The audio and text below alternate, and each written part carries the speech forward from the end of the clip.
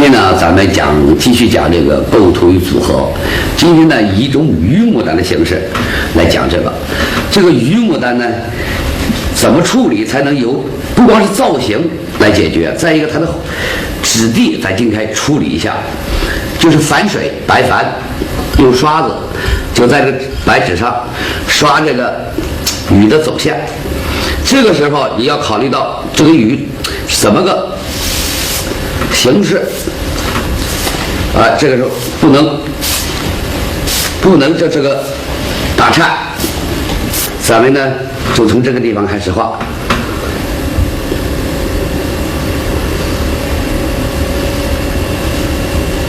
画的时候要注意画的结构，不要管底头反水是怎么回事，现在它就在底头自然的起作用了。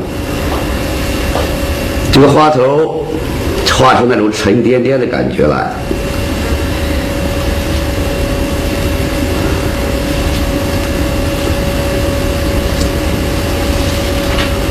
不够的地方可以加一笔。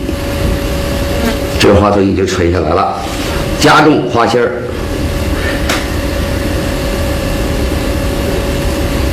找出这种层次。这些东西咱已经讲过多少遍了。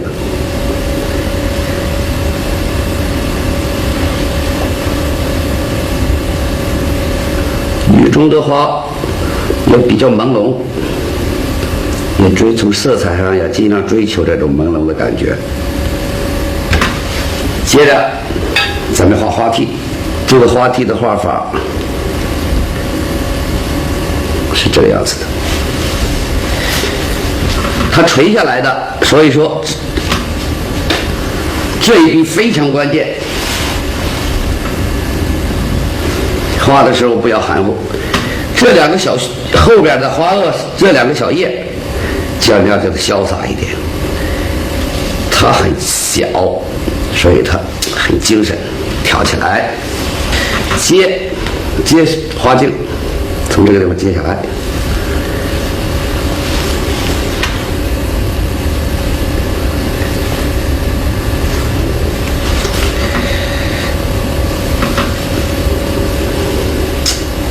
这基本上它的花茎就画上了。水头笔上的水头相对来说要大一点，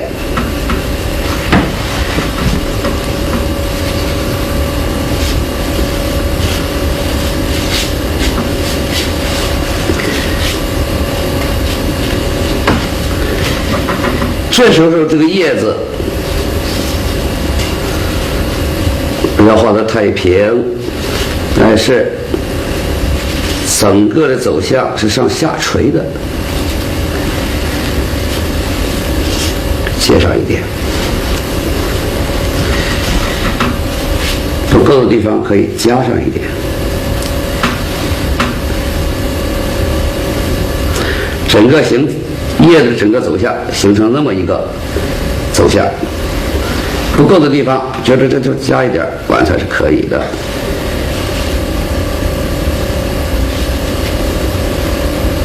好，叶子基本上你画完了，勾上筋以后，这张榆牡丹就形成了。现在有反水的作用，这雨丝已经很明显。这个花头再干一干，它会更明显一些。画榆牡丹这是一种比较省事的方法。朋友们，我给大家画一张个纯墨的露中的牡丹，笔尖上是重的，笔根上是淡墨，这样就开始入纸。画的时候不要怕上一笔跟下一笔，不要留空白，不要怕它的碰撞。水分10度，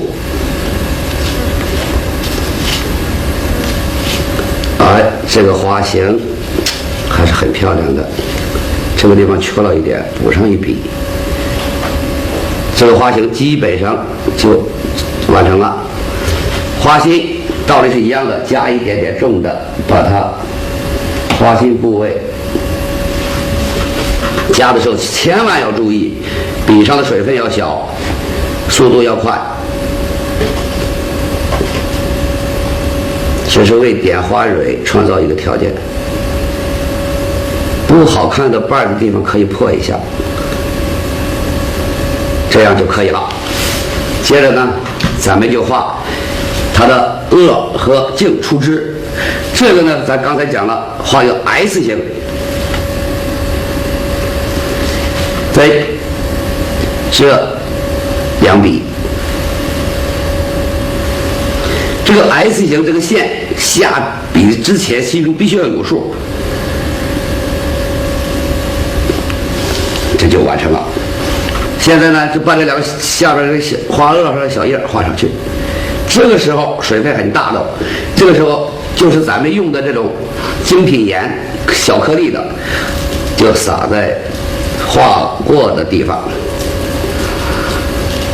这个时候什么道理呢？这个盐呢，它吸水分的，这个水分，这个盐接触到这个纸上以后，把水分吸过来，水分一多了以后，就把底下的墨冲到一边上去了。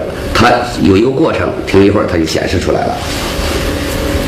这个撒盐的时间不能太晚，水分一干了以后再撒就不起作用了。接着呢，咱们把这个花叶给它加上去。墨的水头很大，所以说行笔要利索。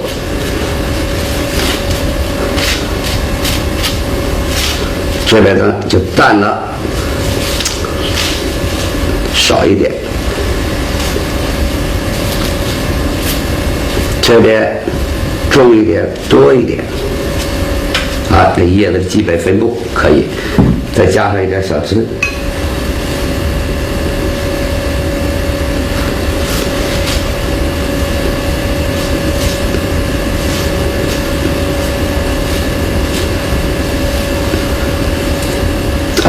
这样勾上叶筋，现在这叶子就应该勾叶筋以前撒也行，勾叶筋以后撒也可以。现在咱就把它撒上。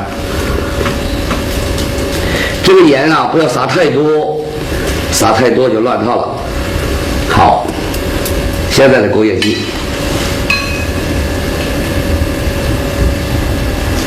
勾叶筋的方式跟以前呢是一样的，不要管这个盐的存在不存在。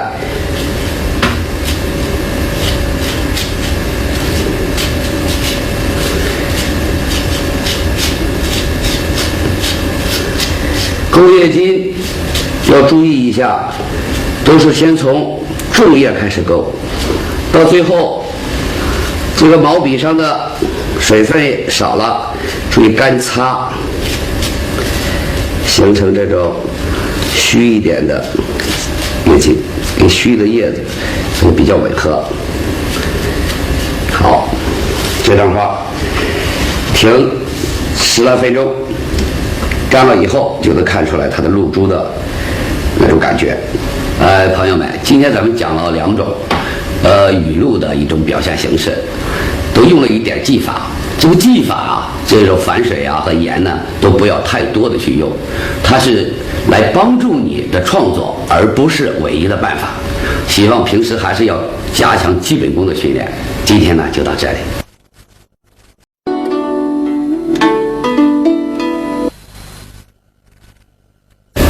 朋友们，咱这一张呢画一个横构图的画，配上一些老干和一些鸟的组合。现在呢，咱们就开始画。这个画头呢，就放在下来这个位置。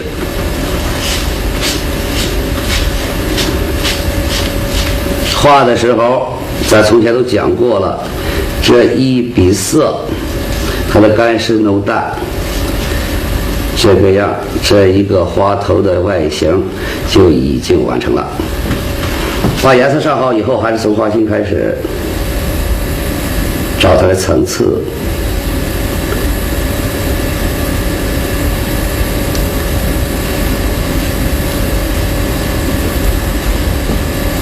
找层次的时候，咱们都讲过这些东西，笔的走向，顺于花瓣的走向。这样层次一步一步的都找出来了，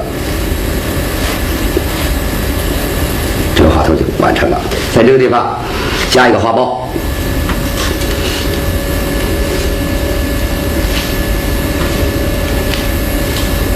这一笔非常关键摁下去，画一个所谓的墨牡丹，就是深红的。为了变化，咱给它画成一个放射性的。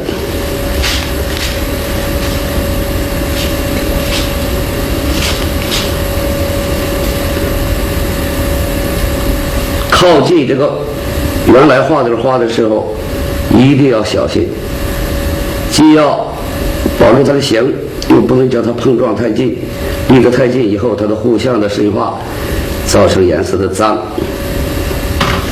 咱下面呢就开始补上这个牡丹盖。这个牡丹盖呢，这是横幅的，它的走向呢就斜着的出枝，从这个左下角开始，这个绝对不能含糊。它这个样顿挫，感觉不够的地方可以再补一补。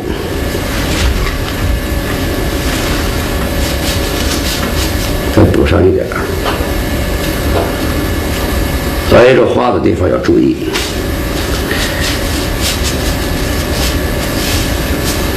好，咱现在呢就开始要浇墨、破淡色，还是咱讲过的那些东西。文笔、行笔、走。补上中锋用笔，边上可以找一下，趁湿的时候找一下。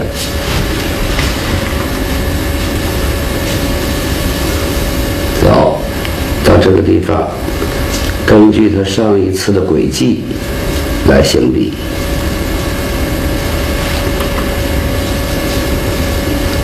咱们这个枝子已经出来了，现在呢上面有画上两只鸟，鸟呢先从画它的肚子开始，用淡墨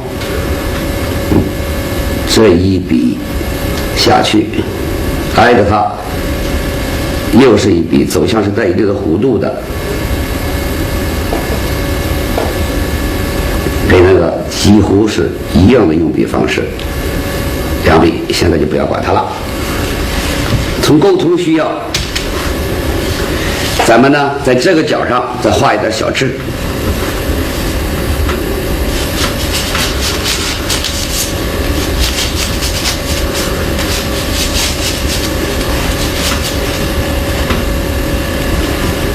来，朋友们，接下来呢咱们把它的花萼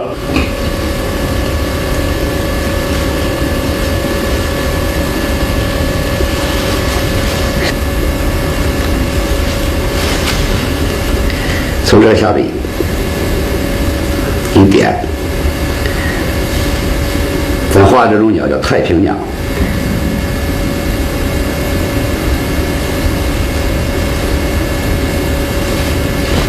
把鸟的眼睛和嘴巴、翅子都给画上去，这个就用重墨就可以了。眼睛点到白纸上一半，红纸上一半，红颜色上一半，白纸上一半，嘴巴一个小黑点，翅膀这样回风飞羽，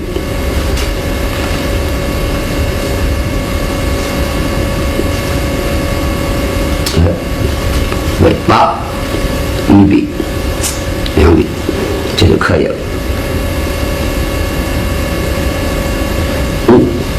画有小鸟腿的时候，也是用重墨3下，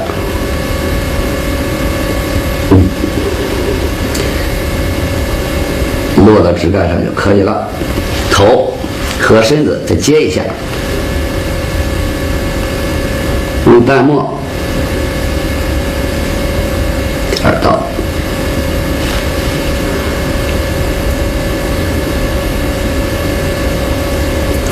画它的时候要注意这个虚笔。好，小鸟就完成了。接下来咱们画叶子。这个叶子，它这张画是一个比较完整的一张作品，所以说有老干，有论干，有嫩叶，所以说这嫩叶它已经讲过了，咱们把它画上去。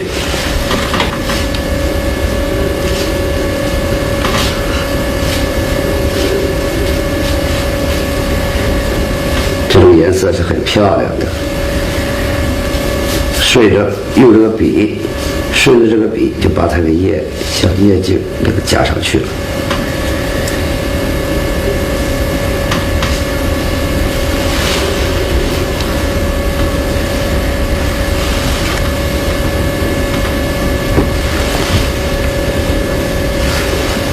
这边的枝上也要加一点，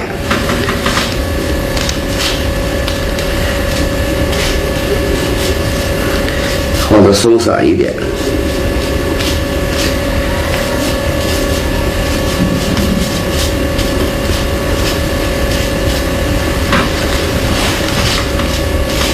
可以再加一点虚的。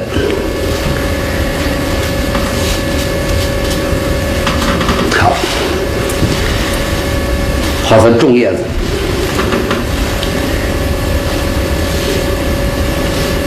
这是垂下来的，这地方是上去的。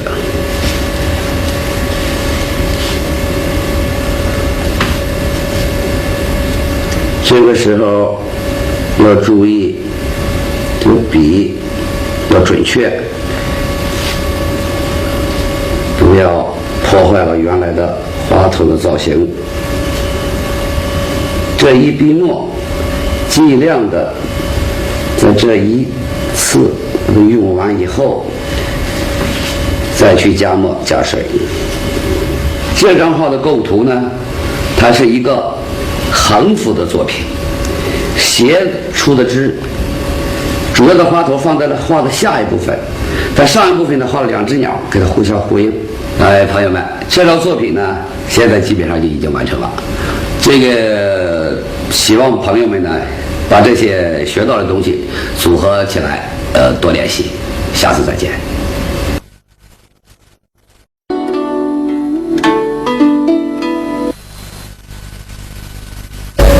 朋友们，咱们以上讲过牡丹的各个组成部分，也讲过它的组成部分合作成一种作品。牡丹花这个主题，它能配很多东西，配石头也可以，配一些器皿也可以。咱们今天呢，就给大家画一幅配茶壶、茶具的那么一张作品。我呢，以绿牡丹开始画起。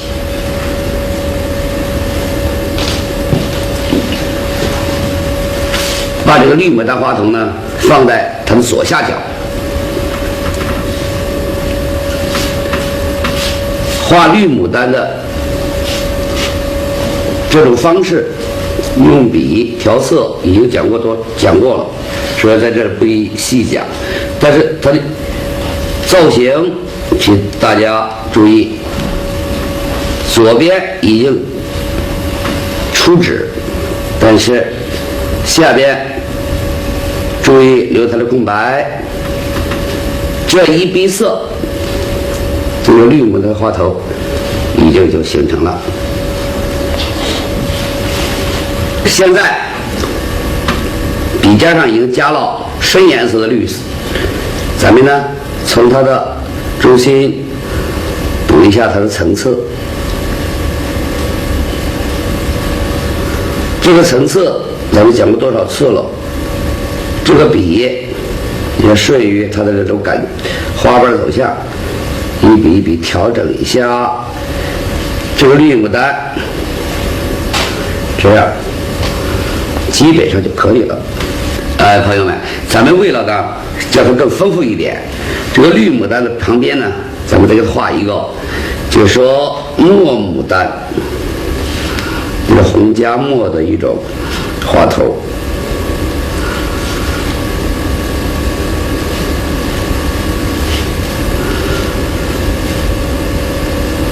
它们接触的地方千万要注意，如果说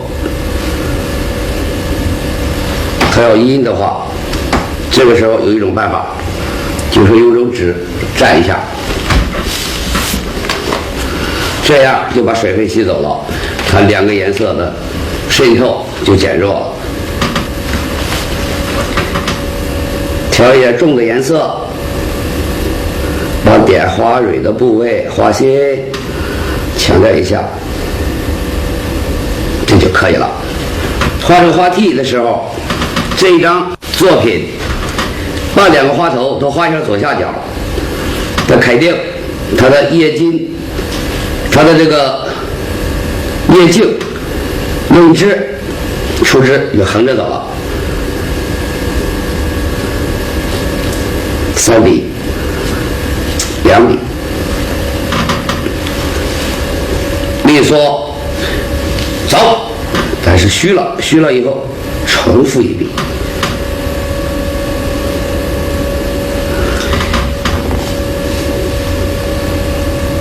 笔上的水分多的时候快一点，笔上的水分少的时候就慢一点，不过的地方再重复一下，都无可非议，都可以。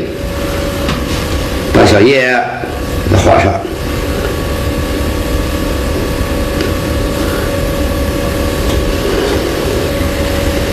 这个地方可以再出点小枝，为了画叶子铺垫一下。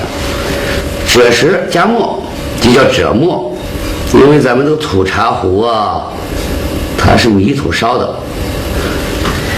画这个东西的时候，一笔过来，唰，可以找一下这个壶的基本的弧度，你们就形成了。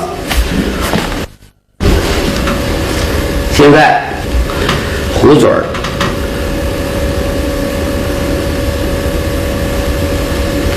壶嘴儿可以了，壶盖。上边的茶壶盖的抓手，这个壶啊，可以画成这样的把，但是这个构图呢，也可以画成高的一种把。咱们这张构图呢，就把它画成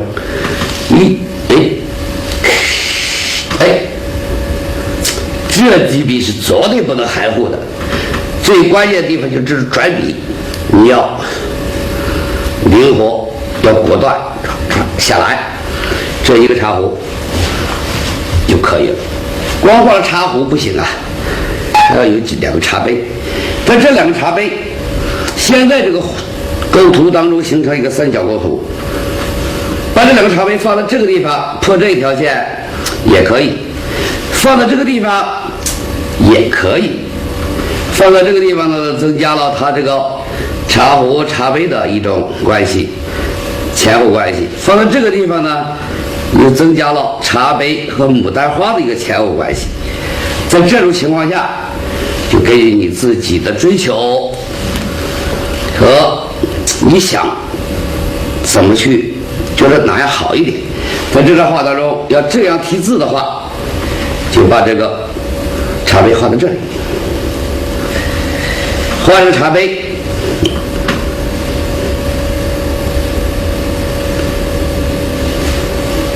这样子呢，就叫牡丹后边。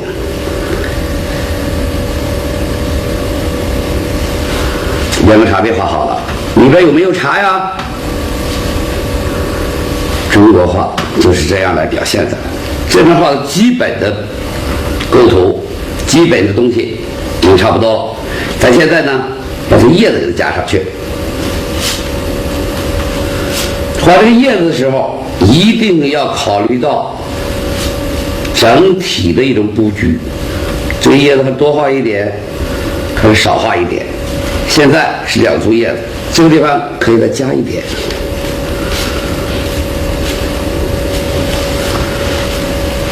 这张画现在基本上的叶子就可以了，再把它勾上筋。勾叶筋潇洒一点，因为叶子比较少，所以说勾的时候要尽量的叫它到位。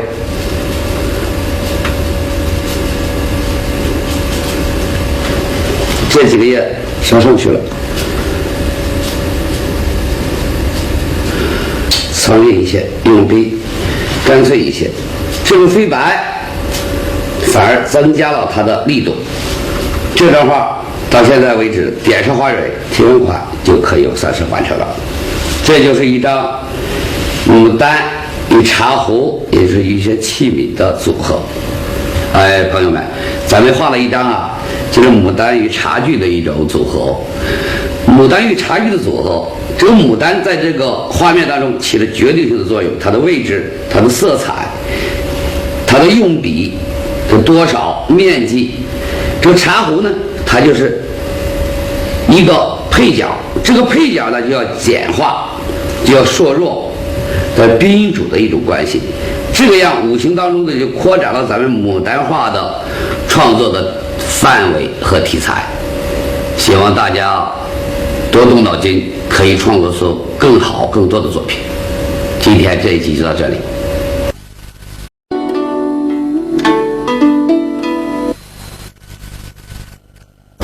朋友们，咱们上一章呢画的是牡丹和这个茶具的一种组合，这一章呢咱们叫它和一种玻璃器皿的一种组合。以橙色为例，这个橙色的话，花尖上上一点点黄，笔肚上大量的朱标颜色，笔尖上呢就是胭脂，咱已经讲过了，再在这强调一下。现在咱们就可以开始画了。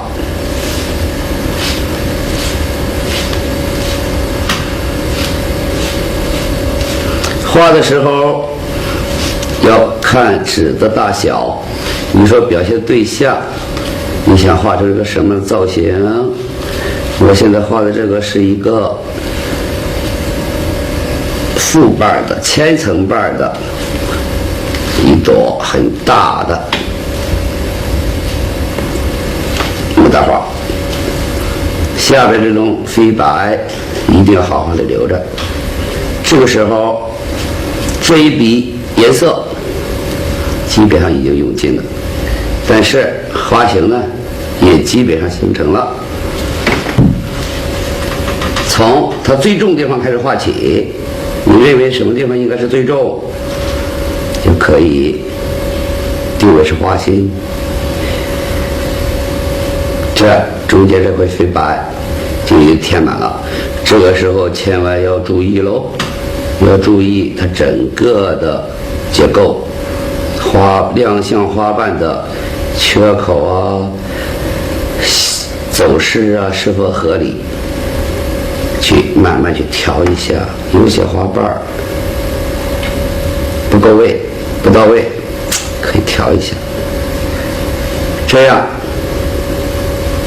花头的整个造型、层次、感觉都有了。这个时候呢，再配一个黄颜色的花苞，底下呢有点绿头，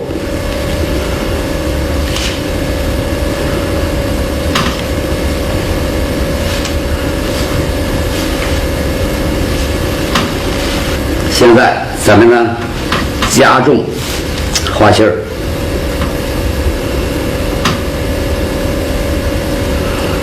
这个时候如果感觉第一遍上的颜色不足，可以重新补一下，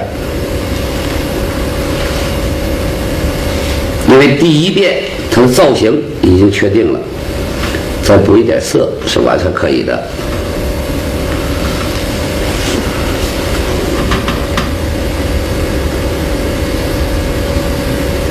加点层次，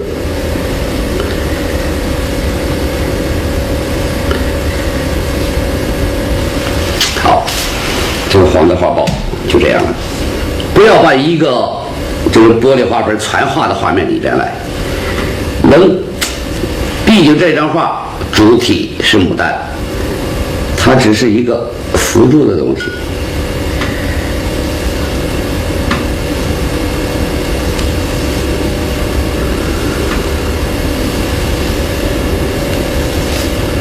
这时候就虚掉了，千万不要把它画死了，画死了以后它就板掉。还有一个角。这种玻璃器皿它是透亮的，但是隔着一层玻璃，里与外的东西色度是不一样的。咱们再先画外面的，画在这停下来。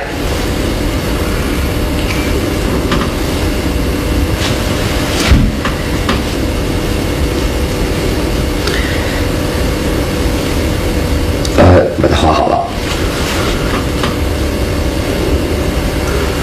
把伸出来的东西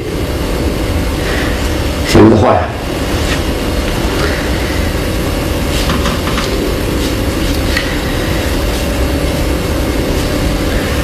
这里边的玻璃里边的东西相对来说就要弱一层，所以说你调色的时候就要叫它虚一点。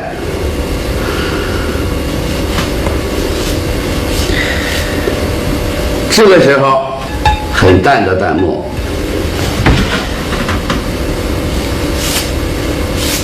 走一下，这是什么呢？说明是什么东西呢？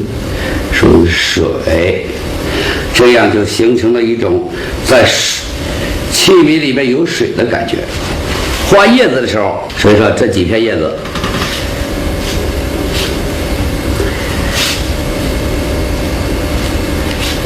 上相反的方向走一下，扭过头来，这个叶子再顺着这个势走，这样就是一种不平衡的，里面找一种咱们讲的均衡。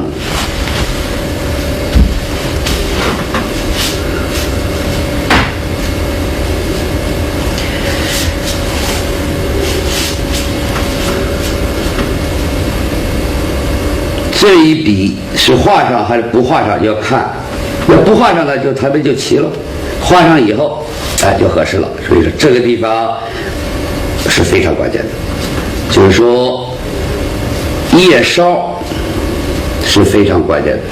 勾叶筋讲过多少次，还是最重的瓣开始勾它的时候要放松。勾叶筋这种感觉，下面呢，咱们勾这个方位的，勾这个叶筋呢，要肯定，要利索，要根据这个走向来决定它的方向。叶筋要顺着画叶子的方向走。这个笔锋不怕乱，它画出来以后在这个湿色的基础上，这个胶墨画出来它更有味道。这叶筋基本上就勾完了。这张作品现在感觉这个地方稍微的平了一点，可以画2片虚叶。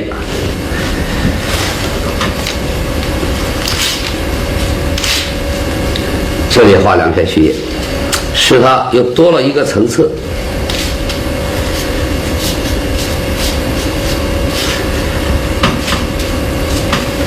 同样的办法，把叶筋给它勾上。勾这种叶筋是蛮有技巧性的，看着很简单，但是很难掌握。但是也不是说就勾不好，诀窍是这个勾叶筋的笔必须是干，又是胶墨，它已经散开笔头了。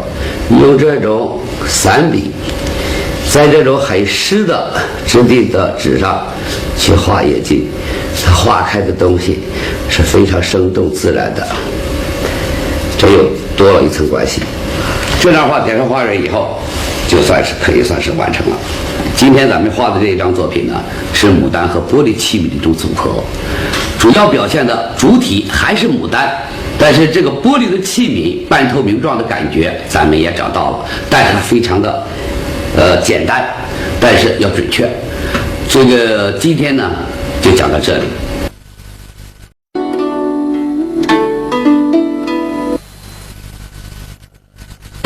朋友们，今天天呢是咱们这个牡丹这次讲座的最后一讲，这一讲呢，我打算给朋友们呢就画一张白花与兰花、干前与干后的这种组合方式。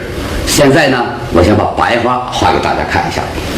这个白颜色，咱已经讲过了，笔尖上呢加一点直绿，这个时候就可以入纸直接画。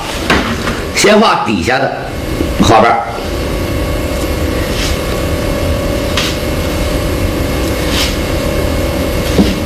这底下的花瓣现在有这几笔，基本上就可以了。接下来咱们画第二层，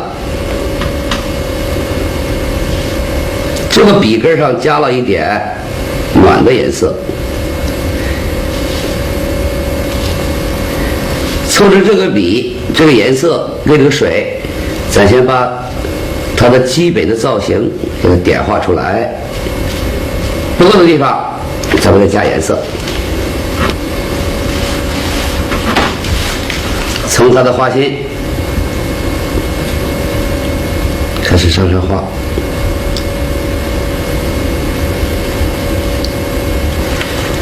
为了这个画面呢，咱们更加丰富。这个白颜色是比较雅的，这个蓝颜色也比较雅，咱们呢就加一朵蓝颜色的牡丹。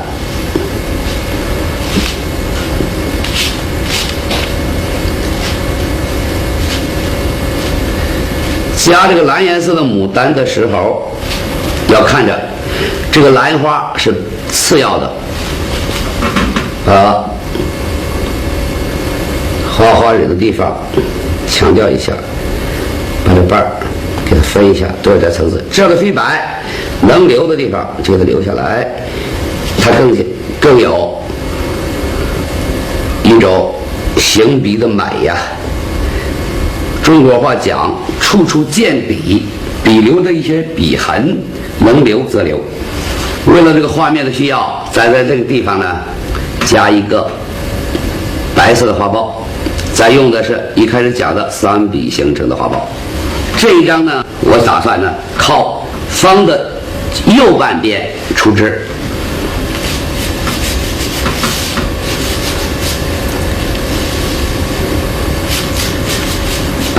就把它画上去了。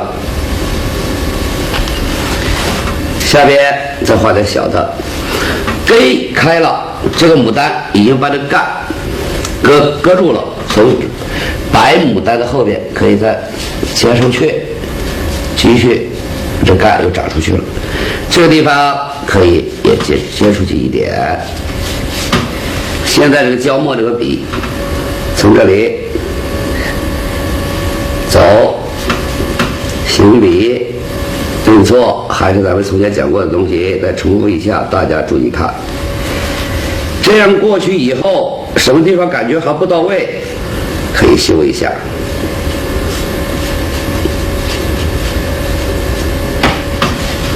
上边的不要再去加墨了，就用它这个足够了。跟着上一次的痕迹去走，画这个花蕾的时候，咱这应该是这个样子的。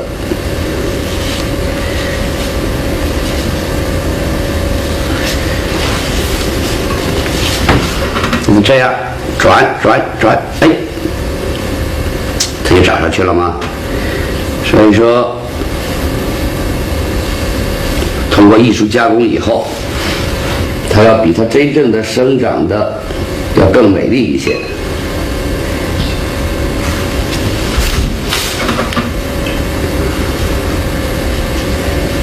这个花苞就可以了。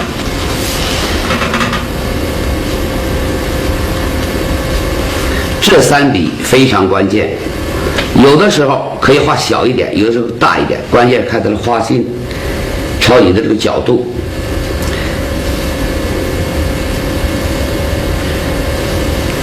这个为了加强这个画的层次和这张画的构图的需要，在这白花和干的后边，我加一朵兰花。加这个兰花的时候，最注注意的就是不要把原来的花和干破坏掉。所以说呢，要谨慎，笔上的水分也不要太小，又不要太大，适度而已。这个就是靠经验来慢慢的解决。这都是兰花，你看现在在白花的后边，叶子咱们呢先从嫩叶开始画起，这个无所谓的啊。怎么画，凭你自己的习惯都可以。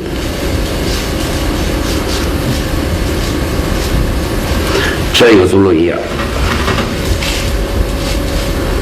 这干后头还有一点嫩叶。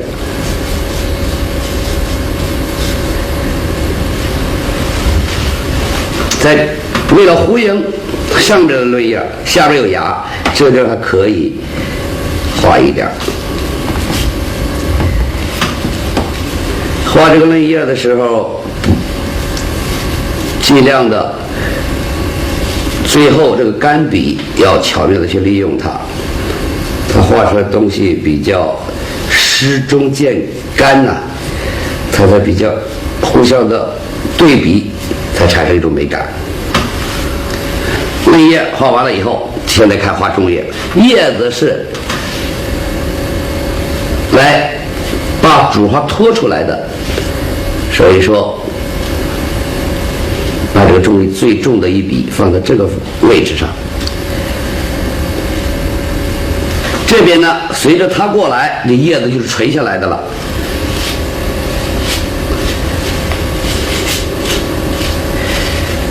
这些飞白是很漂亮的，它显得更加潇洒。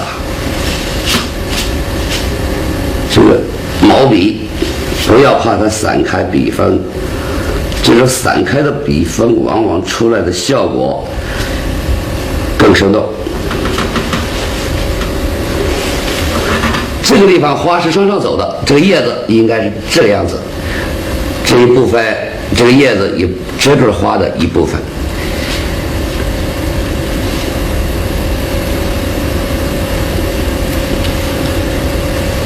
这里可以出来一点老叶，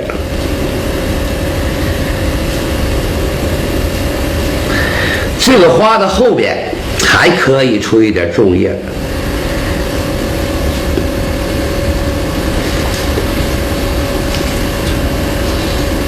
这的话是一种方画，出枝呢是竖出枝，但叶子呢它是横向的走向，花头呢有密的有疏的，这个花苞拉开了，这一个是完整的，这一个是2/3的，这个是1/3的。